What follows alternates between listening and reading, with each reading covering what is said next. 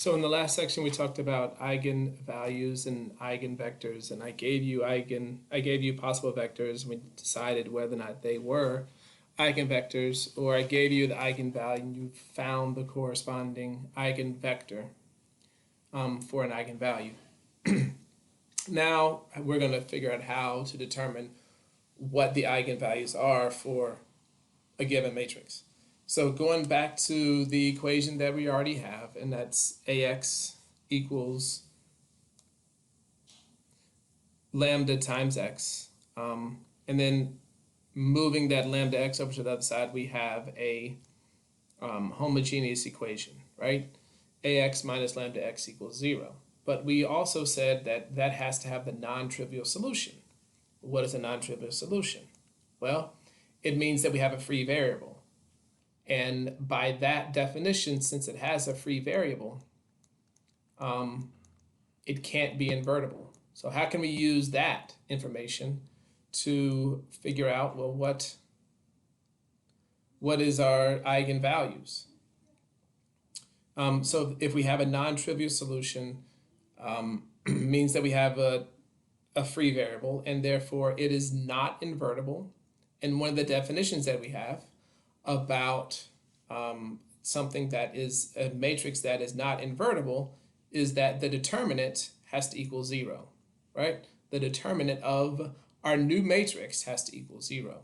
So we're going to do that A minus lambda I, set that determinant equal to 0, and then we can solve. We know what the value of A is, we just don't know what that lambda value is. And that will be our characteristic equation. Whenever you set that determinant equal to 0, that's going to be our characteristic equation. We can solve for the eigenvalue or eigenvalues, and then find the eigenspace that corresponds, or the eigenvectors that corresponds to each one of those eigenvalues. Whoops. So let us look at one of these examples. So we want to say, well, we're going to start off with, again, A minus lambda I. Set the determinant. We want that to equal 0. The only thing that we're adding today is this determinant. Well, when I do A minus lambda I, and there was obviously the I will be a 2 by 2 matrix, I'm just going to go ahead and call my lambdas x's. So we have 3 minus lambda times negative 1 minus lambda minus 0 times 8 equals 0. So that is my characteristic equation. This is how we're going to find the determinant. Multiply those two, subtract, and that is the characteristic equation for that problem. We'll go ahead and do the characteristic equation for the other one. So A minus lambda, negative 2 minus lambda. So we have 10 minus lambda times negative 2 minus lambda plus 9 times 4 is 36. That's negative, equals 0. To find the eigenvalues, we're just going to go solve for x. So fortunately for this one over here, we're subtracting 0, so this is already factored for us. So I have 3 minus lambda, not a negative, times negative 1 minus lambda equals 0. So 3 minus, just going back to algebra 1, has to equal 0, so therefore my lambda value has to be 3. And in this case, the lambda value has to be negative 1. So since we have a minus, we don't have to do that opposite thinking that you might be inclined to do from algebra 1 or algebra 2. So I'll go ahead and factor that in this way. We have negative 20 minus 10 lambda plus 2 lambda plus lambda squared plus 36 equals 0. So we have our 2 lambda values on this one. Hopefully we're going to see what lambda values we have on this one. So we have, I'll write them in order, x squared minus 8x plus 16 equals 0. So now I have x minus 4 squared equals 0, so therefore my only lambda value right here is 4. So we have to find the eigenspaces that corresponds to each eigenvalue. So we'll change colors on this one. So that's the third part of this problem. So when I throw in 3, what I get out is 3 minus 0, 3 minus 3, 0, 0, 8, negative 1, that's going to be 4. Augment that with zeros if you'd like. Ooh, change the pen format on that one. Don't know how that happened, but it's all right. So this is the only one that really matters. And this tells me that 8x1 equals 4x2, or x1 is 1/2 of x2. x2 is free. So writing that answer in parametric form, we have 1/2 and 1. And at this point, that's perfect. That's a perfect answer. But, and going back to what this means, is it means that a times x equals our lambda times x. So we have our x value right here. And our lambda value for this problem was 3. Yes, 3. And if we plug that in 1/2 and 1, we would get out 3/2 and 3. Or it really doesn't matter. You can call this, we can call our eigenvector 1 and 2, because they're going in that same direction. 1/2 and 1 is parallel to 1 and 2. Not the same magnitude, obviously, but it is still going to be, so if I took a times x, that should give me 3 times 1 and 2. And if I check that, let's see, what did we have for a? A was 3, 0, 8, negative 1.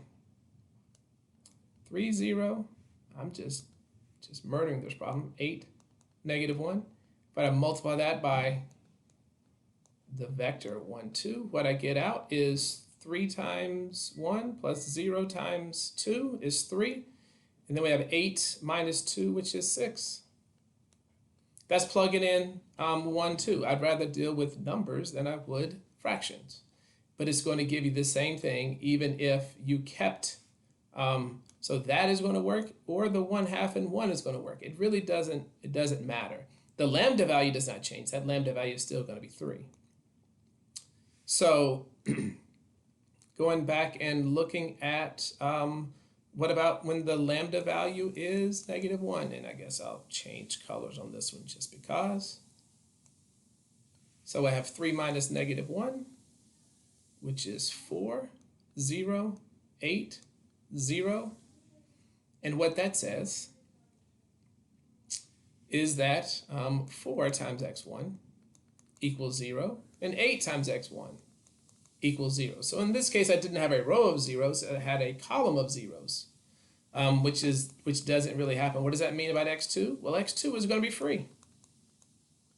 So we know that x1 has to be 0, but x1 can be whatever it wants to be. And going back to what we had said before, those two vectors are linearly independent. That is the basis for our eigenvectors that correspond to this matrix A. Okay. Now finishing up and or doing this other one, when lambda is 4, we're going to have, let's see what we're going to have when we have this one, but we only have one eigenvalue. So 10 minus 4 is 6, then we have -9, then we have 4, then we have -6. Why not? Let's augment that with a column of zeros.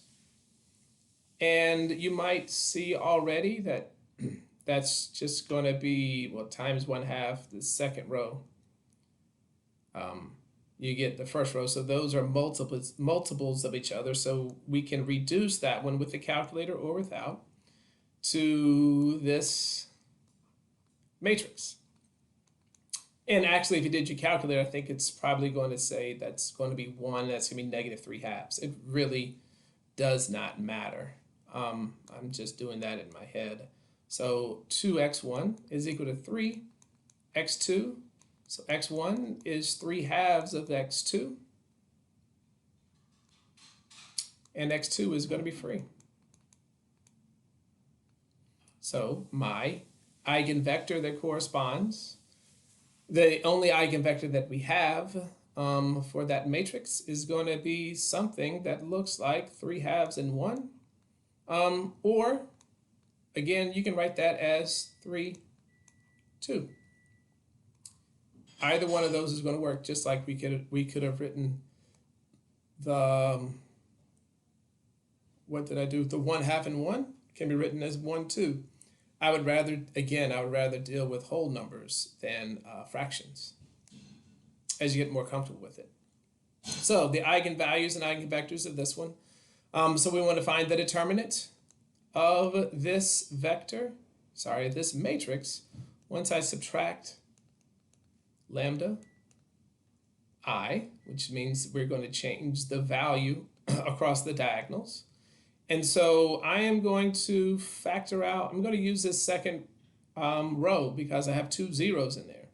So when I factor out that 0, what I have left, cross out that row, cross out that column, I have 2, 1, 8, and 1 minus x.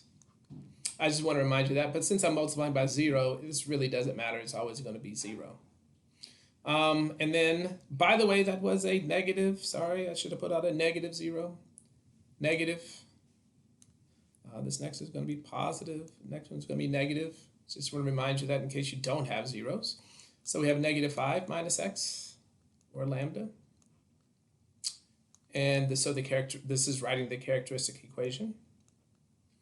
And then crossing out the second row and the second column, we have 1 minus x. We have 1. We have 1, and we have another 1 minus x. And we want that to equal 0. So just rewriting this thing again. We're not going to deal with this until we have to. So I have 1 minus x squared, which is going to be 1 minus 2x plus x squared. We can probably do that in our head, and then subtract out 1 minus 1, or 1 times 1, which is 1. So those 1s cancel out. Set that equal to 0. Just going to go up here. Negative 5 minus x times x, because all I have is negative 2x plus x squared. And then, just showing off my Algebra 1 skills, negative 2 plus x. So the lambda values, negative 5 minus x has to equal 0, so that lambda value has to be negative 5. The other lambda value is 0, and the third lambda value is negative 2. Yep, and that, hold up. That is going to be a positive 2. I was so used to that being a negative and just copying this integer. So looking at the notes already, I know that this negative 5 is going to be a crazy decimal answer. So I'll just do 2. Why not? So we want to find the non-trivial solutions that correspond to lambda is positive 2. So that is kind of obviously going to be 1 minus 2 is negative 1.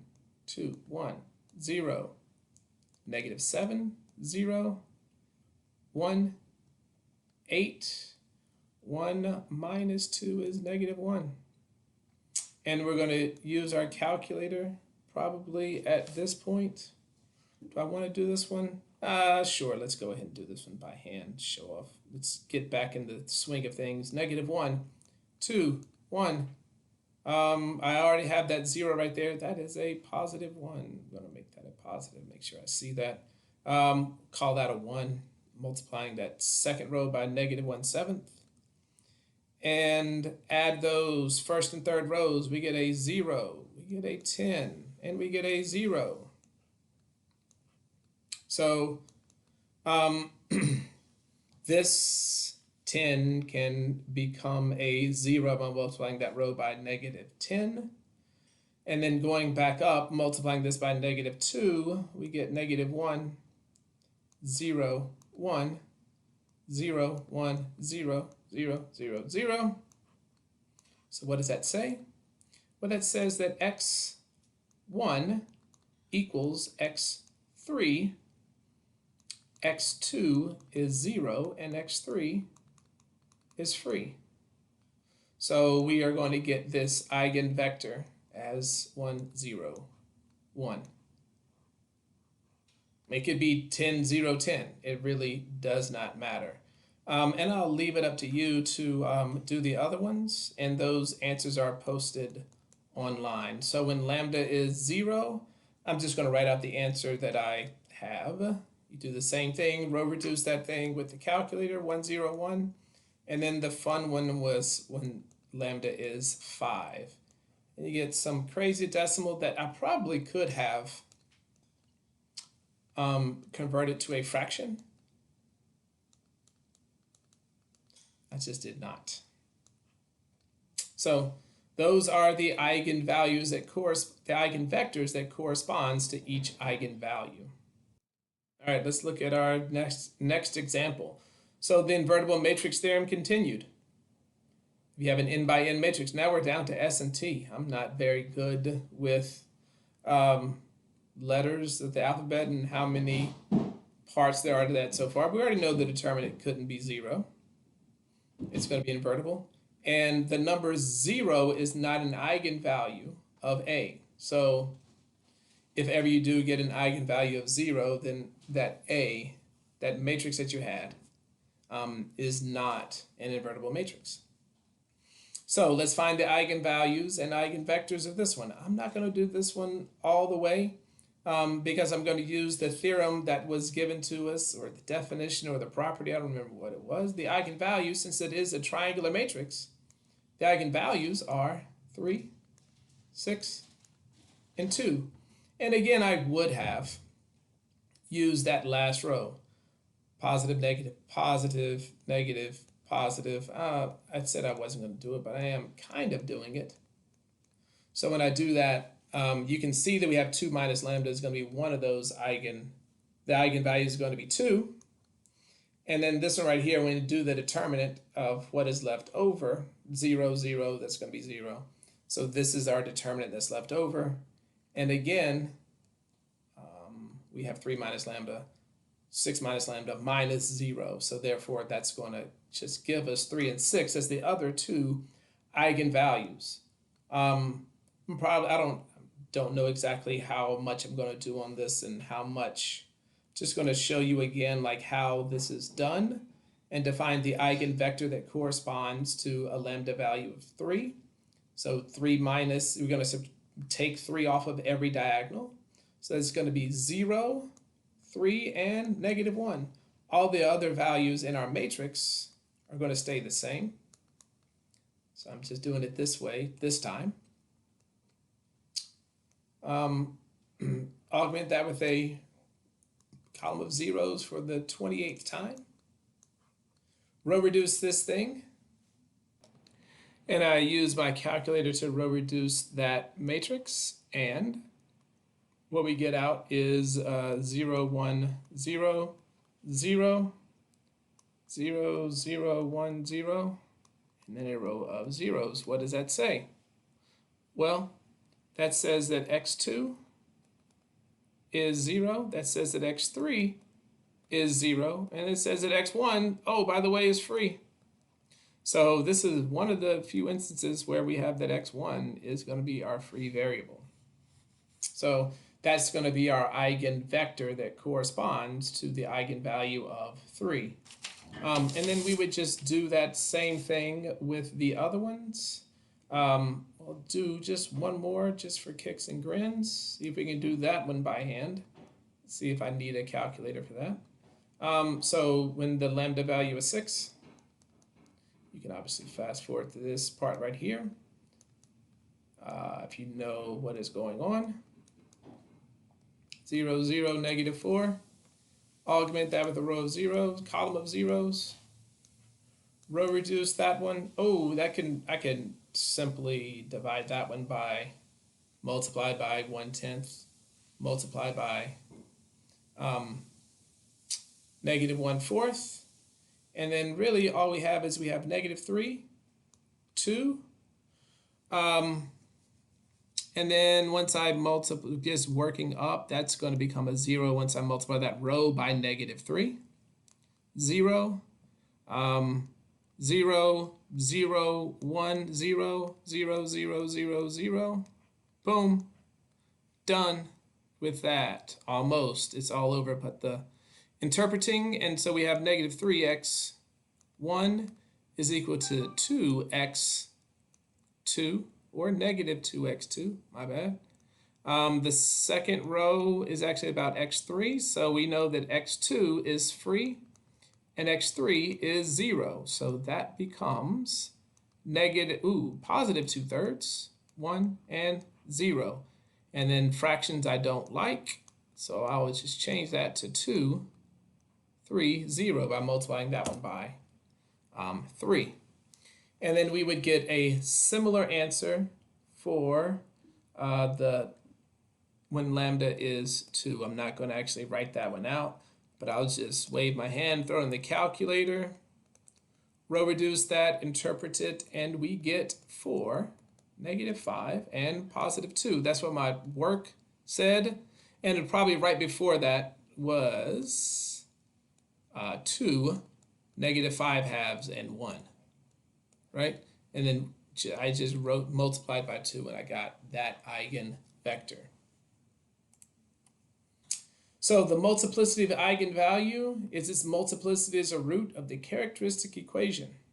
So eigenvalues have multiplicity, just like we saw that other one that was like 4 minus lambda squared. We're just saying that that eigenvalue of 2 has a multiplicity of 2. So find the characteristic polynomial of matrix A, then find all the given, the characteristic polynomial is in there. And actually it's going to be, we'll do that one real quickly, but it is triangular. So we can factor out all those zeros and we do all that work. And so the characteristic equation is going to be 2 minus lambda times 3 minus lambda times 3 minus lambda times -1 minus lambda. That's my characteristic equation. Polynomial. Well, the polynomial is just obviously going to be that part of it. The equation is when it equals 0. Find all the eigenvalues. So the eigenvalues are going to be 2, 3, and -1. And the multiplicity of each of those, it's going to be 1, 2, and 1. Finally, find the eigenvectors for each eigenvalue. And again, it's a lot of, once you have that first equation, first matrix in there, then you're just going to change the stuff along the diagonal.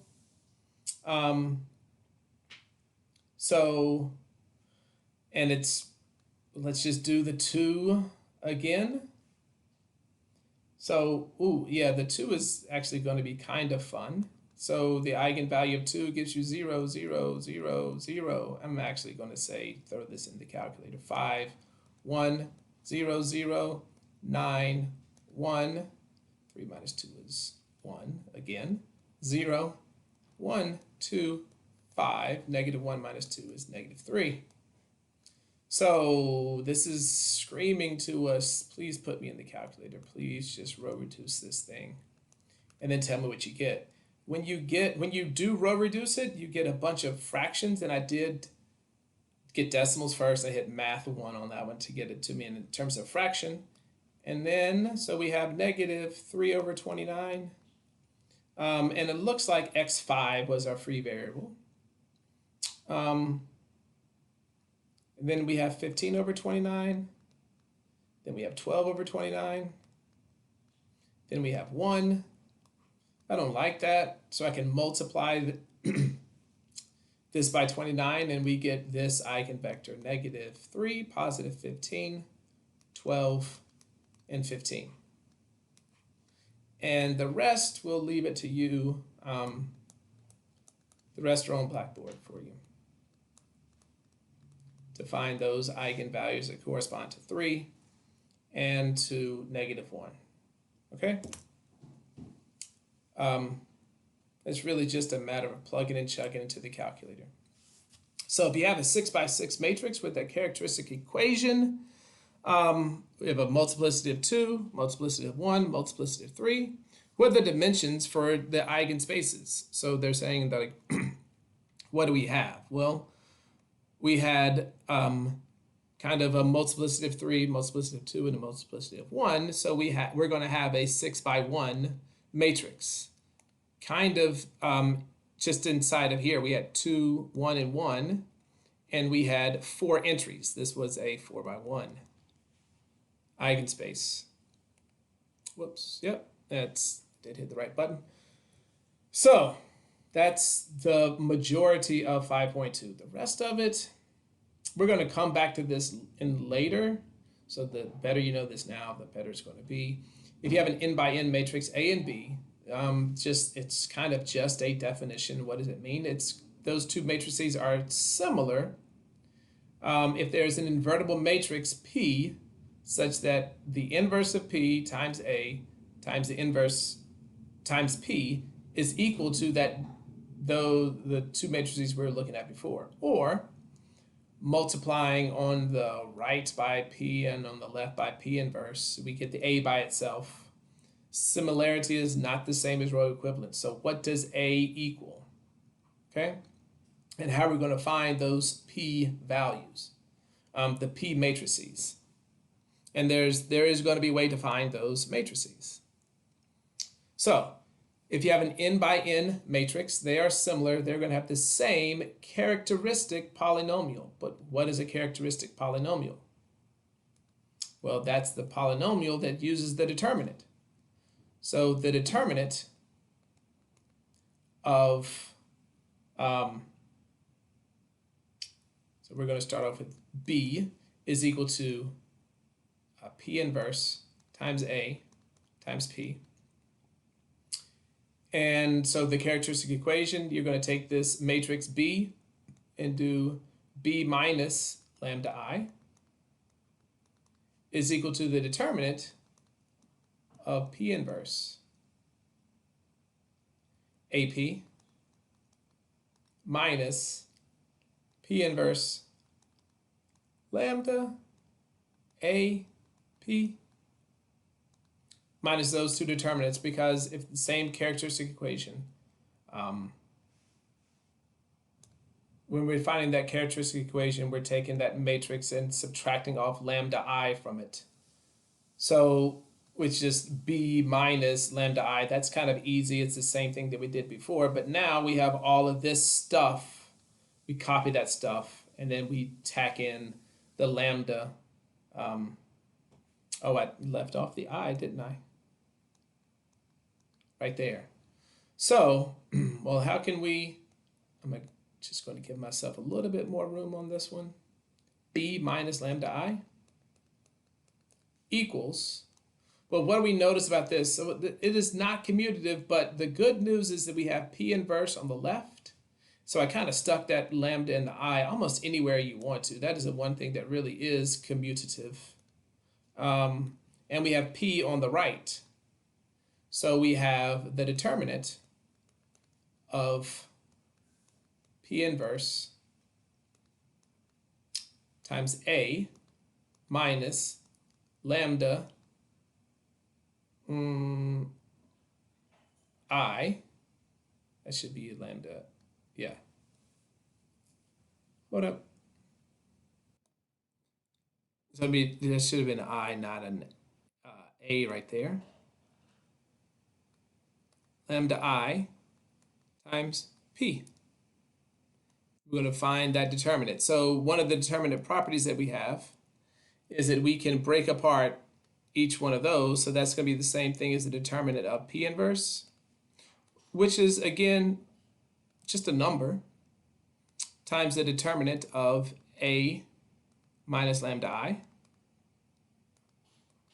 times the determinant of P.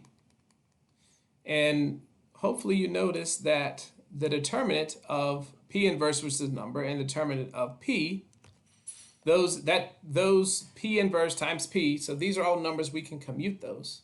So the determinant of P inverse times P is going to be the determinant of the identity, which is going to be 1. So now we can kind of get rid of those, and we have the determinant of a minus lambda I. So that is the characteristic polynomial for the stuff on the right, and here is the characteristic polynomial for the stuff on the left related to B. So I am not going to go over this Markov chains stuff, honestly, but I do just want to say that we can find the steady state vector by doing minus. It's related to we can find the we can find the steady state vector by using our characteristic polynomial. So we do that, subtract off lambda from the diagonal, and we have this polynomial, this equation, and we get our lambda values are 0.0, 5, and 1. So what happens when lambda is 1? Well, we just did our calculator stuff, and we have 18 and 1. Or actually, when I did it, I got 18 over 19 and 1 over 19.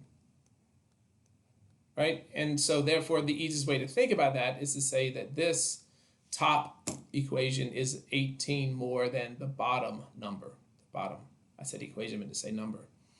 And then we have the second vector, which is -1 and 1.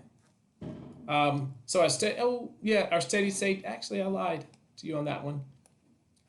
Remember, we actually got 18 and 1, I think, with the calculator. And so the steady state vector, remember, that has to add up to 1. So we're going to add those two things together, or divide them both by 19. And so therefore that sum is still going to be 1, or 100%, right, from our steady state vector. So that is going to be our steady state vector, 18/19 and 1. And that's really it for 5.2. I'm going to skip the rest about the C1. That really doesn't matter. Just using the Markov chain and how those related to eigenvectors are is the most important thing that we have. We're just going to eliminate this -1 and the +1. When we're talking about migration matrix, 1 is not going to be a negative. We're talking about a population 99% of the time.